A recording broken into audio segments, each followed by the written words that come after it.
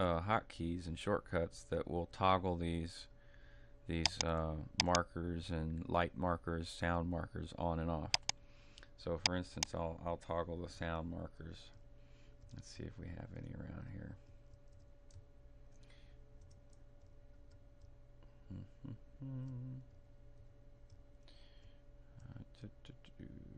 I don't see any, but there's bound to be some.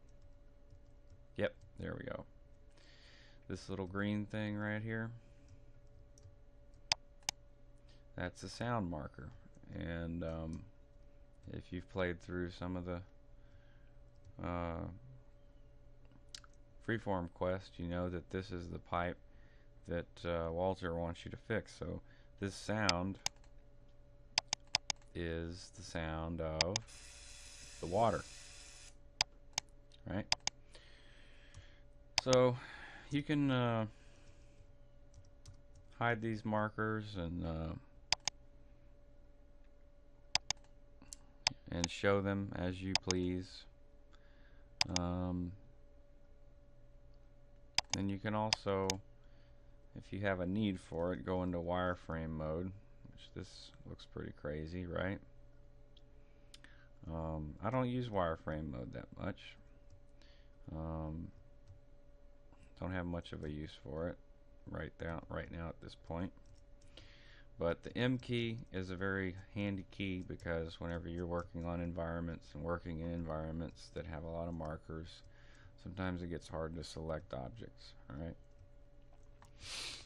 so that's one thing. Now I'm going to drag this over here so you can see. If you this is your cell view window. If you're having a hard time selecting an object due to lights tend to,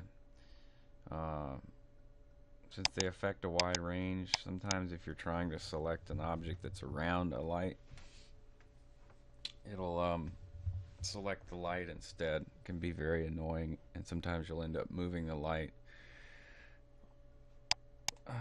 inadvertently. So you can go and find the object in this dialog in the cell view.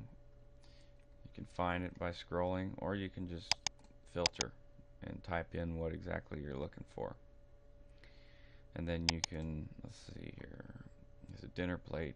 Then you can double click on it. It'll bring you straight to that reference. So now I can move the dinner plate around. Alright, so now we're going to get into moving objects. So I just left click the plate, and I'm moving it around left and right, up and down. Well, more like left and right, side to side. If I wanted to move it up, you hold the Z key and just you go up and down with the mouse. Now, handy little thing here, let's say your object is floating in the air like that. You can hit the F key and it'll fall to the next available surface. You can keep hitting it, and it'll, if you're on a surface, it'll go through that surface to the next available surface, and so on and so forth. Control Z works just like in every other program. You can Control Z things. Not sure how many levels of that there are, but you can do that. If you want to rotate the plate in other ways, you can hold X, and it'll only rotate on the X axis.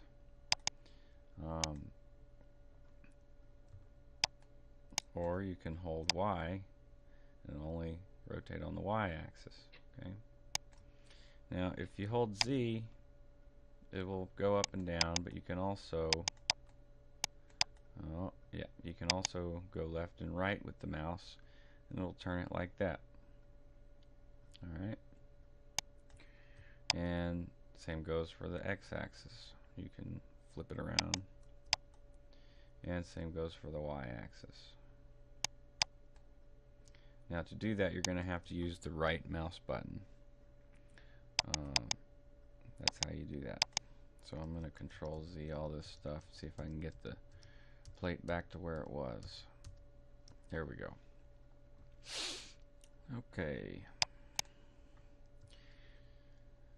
So we've covered using the free camera, we've covered object selection and panning and zooming around those objects, deselecting the objects.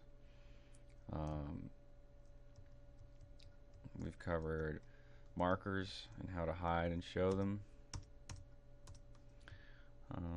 We've covered having an object floating in the middle of the air and using the F key to drop it. Oh, another important key. If you're working in a dark space, hard to see, and you can hit A and it brightens up the scene. So this is real handy when you're working in specific interiors that are really dark. But be careful, because if you're building a custom interior and you don't light it properly and you've been working in it with this toggle on, you may go in there and find out that it's completely dark. So it's important to toggle between the light on and off. It's very, very useful. And